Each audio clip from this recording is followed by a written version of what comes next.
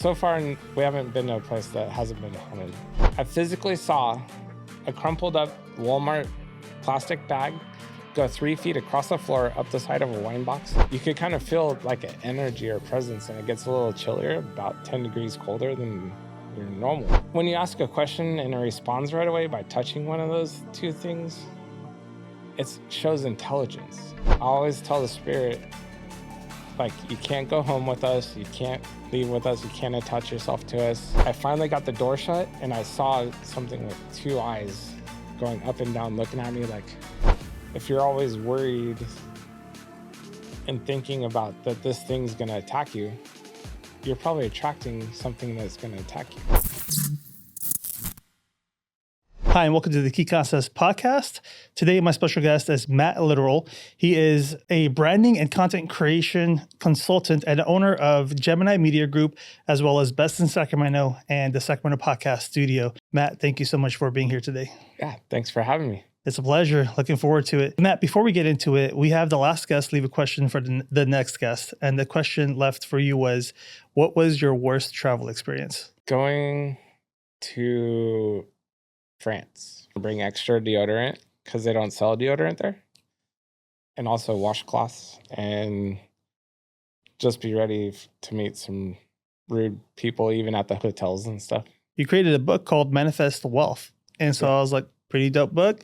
Can you give me a quick synopsis or overview of what that book's about? So it's kind of based after law of attraction.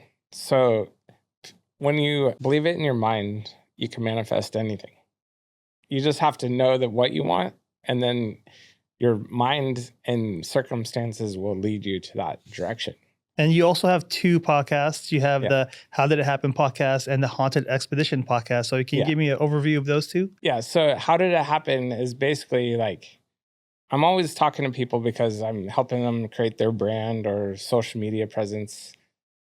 And what always comes back is like, they always tell me their story of how they started out and where they want to go. So I'm like always wondering, well, how did that happen? Like, some people say I went to college for communication, but then they're doing something totally different, you know? So I'm like, so how did that happen? And so that basically that's how the How Did It Happen podcast start. The Haunted Expedition podcast, what we do now is we do a ghost hunt investigation, and then we do After the Hunt podcasts. So we basically tell what we found, how we felt, how we experienced it. And we also want to bring on other people that have a story to tell as well. So that's what that podcast is about. How did you get into content creation yourself? I made a few like testimonial videos for companies, and then they wanted different types of social media or help with social media content for their Facebook page or their website. So then I started taking photos and video because I took that in high school and it was just a side passion. Then someone asked me to film their wedding, and I did that. And then they wanted a professionally edited video, like with intro, outro, graphics. And so I started teaching myself with YouTube, self-taught, just every day, like 2 or 3 hours of content. On the Haunted Expedition, did you have like other haunted experiences prior to the condo? So the very first one I had was when I was about 6 years old. My parents would take me to day camp. And so there was this old abandoned trailer, like on this dirt road, that was part of their camp. And they would do crafts there and stuff. But they always told like a campfire ghost story about it, that 2 people died there and you could hear the shower running and people inside talking. We were hiding in there, like 5 of us kids and a camp counselor. And all of a sudden we heard the shower run, but there's no water, but you could hear it plain as day. And then we heard the voices, and we were like freaking out. For those that know what an EVP is, what is that? Basically, you use a digital or physical recording, like on a tape recorder, and then you play it back, and it might pick up sounds that you couldn't hear yourself. That's an EVP. And then there's EMF detector, which reads like electromagnetic fields. And so that goes to, it's called milligauss, and normal is like 0.2, but if it goes to 2.0, that's like crazy your condo before you bought it, don't they have to disclose to you if there's some Only random stuff like so that? I thought they had to disclose, like you're saying, but it turns out you have to physically ask the question, "Did someone die here?" And that's when Oh. they're obligated to find out. I didn't ask that. So what happened? Remodeled it. A year goes by. I started experiencing cabinets opening, doors opening, closing. I physically saw a crumpled up Walmart plastic bag go 3 feet across the floor, up the side of a wine box, and down in like a hole where they have 12 bottles of wine. Literally went up the side and got shoved in.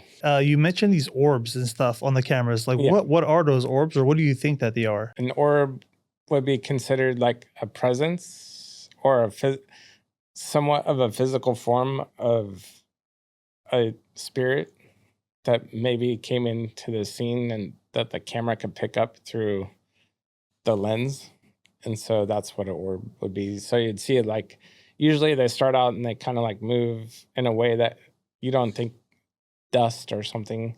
And sometimes they could change shape, but they're usually about this size or a little bit bigger. Have you ever felt unsafe, like going to a scene or doing an investigation? So we did the Carey House Hotel in Placerville, and I always tell the spirit, like, you can't go home with us, you can't leave with us, you can't attach yourself to us. That's not allowed. And then sometimes you could hear the bell just go crazy. Like, in my mind, I think I take it as they're kind of mad. So when it goes a little crazy after I say that, then you kind of get a little worried that it wanted to come home with you. So When do you know where it's just maybe I'm hallucinating versus something that's actually there? a lot of these places don't have Wi-Fi. They don't have TVs in the room. They don't have, there's like bare minimum, like the bathroom's down the hall to take a shower. So it's like these rooms have no electrical interference like you would find in a modern hotel with Wi-Fi and plugs on every lamp. And so we try to have no interference. And that's why we have the EMF detectors. So the EMF detector will go off if you get a phone call on your phone. It does spike up a little bit because it's getting a surge of electromagnetic. But all the other equipment isn't affected by a cell phone. So when the bell goes off, it's extra scary because it's very hard to make it go off unless there's a presence. Do you guys Yeah. specifically go out on a blood moon? But we thought it was just going to be the full moon, and it turned out to be a blood moon, which it had basically it's an eclipse of the moon from the planet Mars, I believe. And so it turns red. It turns the sky red around the moon. And that's why they call it the blood moon. So I don't know. It was just, but I'd say we had more activity in 4 hours than we did on like most of our ghost hunts. So I'd say there's definitely something spiritual with that blood moon. What's been your craziest experience so far? We've bought a restaurant over in Alberta near Watt. Prior to us buying it, the manager and another employee got shot and killed. So one night we were at that restaurant and I walked in the office, the safe was unlocked and the light turned on for me when I opened the door. But there's no one there. It's like midnight. Just my ex-wife and I. 2 sinks in the 2 bathrooms turned on simultaneously. And then the big mop sink around the corner turned on. My wife's like, "What are you doing? Let's go." I'm like, "That wasn't me." We felt something really heavy. So I grabbed her hand and we start running to the front door. And I was trying to open the door and it felt like something was pulling it shut. And I couldn't open it. I finally got the door shut and I saw something with 2 eyes going up and down looking at me like, and we were literally crying in the car for like another 10 minutes. You mentioned the spirit bell, the box, the EMF detector, and the REM pod. Is there any other tools that you use that we missed? We also do use night vision cameras, which pick up the orbs and that stuff. Because a lot of times we're in pitch black. But the night vision cameras really let you see what's going on. Another one is a cat ball. It lights up when it's touched. So when those goes off, they don't go off. Like if you bump a table or a bed or you drop it, it doesn't really go off. But if you move it around and tap it, then the lights go off. So when those go off, like, whoa, like something touched it. So, like when you hear about people getting scratched or touched or something, I believe it could be real. Which piece of equipment do you have the most faith in that it's accurate? The bell and also the like EVP, if we hear another sound recorded after we play it back. Also the REM pod, because that's just touch. So if that goes off, it's like, that's weird. When you're looking at locations to investigate, how do you know which ones to go after? If you go to the Winchester Mystery House, they have a few books there of haunted places. So in California, so I bought that, and then I started I went to a few cemeteries on there, and there was a Toys R Us in San Jose that used to be haunted. So mainly just doing your research, and or if someone tells you like, I stayed here and I saw the closet door shut, I'm like, note to self, maybe I should check that place out. Do you have to get permission on using any of the equipment? Like you're recording, you got these devices. So we usually get permission, and a lot of these hotels actually are it's an in thing now. A lot of these hotels really, they're like, they want you to come and film, and because you start getting a lot of views and a lot of social media presence for free. Do you have a spot like that's on your wish list to go to? Yeah, so we have two that we really want to do, which is the Winchester Mystery House, which we've been on there on midnight tours and stuff, but we want to film and actually have free reign of it, kind of. So I think we'll probably get that in the next year. And then there's also one called the Preston Castle in Ione, which is an old castle that's over 100 years old, and it's been in quite a few movies. That one's on our bucket list because we heard that you could see like full body apparitions and something crawling on the ceiling. Have you ever been on a haunted expedition and then you find nothing? Like you go there, you set up, and it's a bust. For the most part, we do enough research to where we feel like this is and we've always had action. If you watch any other YouTube channels, they over exaggerate. They're like, oh my God, the EMF detector is going off. This is crazy. And it'll be like one thing, and then the bell will ding one time. Where Pete and I have had the bell go off 50 times in a half-hour time span. And we're kind of like numb to it. We're like, oh, cool, the bell's going. But for anyone else, they'd be like, are you kidding me? Like, this is crazy. So far, we haven't been to a place that hasn't been haunted. What do you think are some misconceptions that people have about ghost hunters or haunted expeditions? Some people believe that's set up a little bit, or you're overreacting to certain things. Even the people that you see overreacting, that could be the real response, because you're dealing with stuff that you can't see. And your mind is telling you that's not real, or that's what society told us that that's not real. But there's something there, because sometimes I'm like, oh, like I freak out and I'm like, oh, and you just feel this energy like, what the hell am I doing here? You know? And what qualities do you think someone needs to have to be in that ghost hunting, haunted expedition field like you are? I think they have to have a curiosity of the unknown and be open to believing that there's something more out there than just black and white. Because if you're like, no, your mind will tell you that didn't happen, and then, or the wind did it. And those are the only two answers that you allow yourself. You also have to have patience. Sometimes nothing happens for a few hours, and then all of a sudden you'll get a lot of action in the next 30 minutes. Sometimes you get so much action, you feel drained for 3 days after. What's your theory on life after death? There definitely is life after death, because we're all energy. I believe some energy could stick around if, say, you enjoyed your life and you just love being in that place because you felt good there. I believe energy could stay there. I believe that there's people that have been traumatized and don't know what happened, so they don't know to move on or where to go after that, and they're just stuck in a loop. And then I think there's energy that's not of this world, that's bad energy and can bring bad things. I believe there's life after death. I believe in heaven and moving on, just part of life. What are your So thoughts on like purging evil spirits? Do you think is that a thing? I think it can be.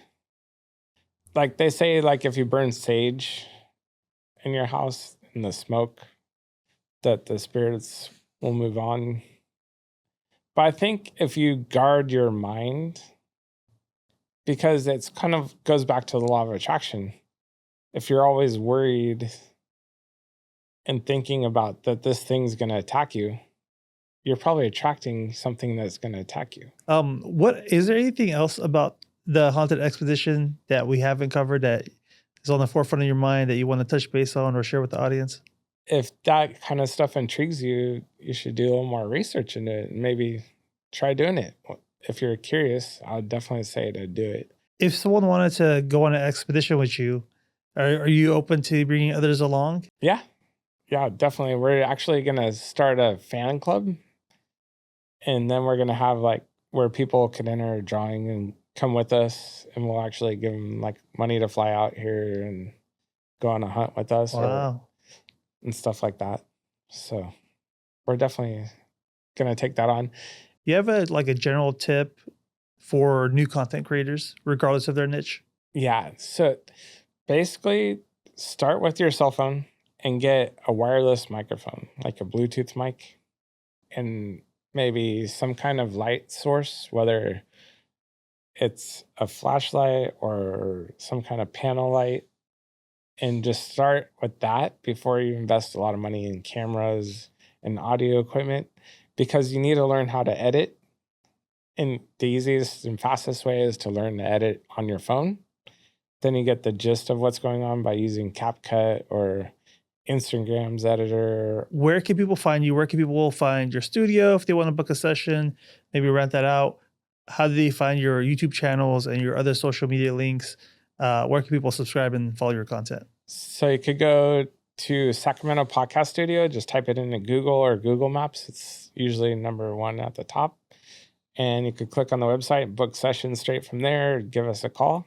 And we have hour sessions, hour and a half sessions, and we have special custom packages based on whether you want us to help you create all your social media and upload to all the social media. We could do that as well. And then to find all my socials, just go to mattliteral.com and it goes to my bio page and it has all the links to everything there. We'll get everything in the lower thirds. We'll also get everything in the description. So if for the audio listeners, just pop into the description if you want to find any of the content. Everything will be linked back to the channels to find. Matt, thank you again for coming on the show and sharing your experiences with us. Yeah, thanks for having me. I really appreciate it. I think what makes this conversation so interesting is that whether you believe in paranormal activity or not, it's really just exploring the unknown that is a little fascinating. So thank you for watching this episode of the Key Concepts Podcast. We'll catch you on the next one.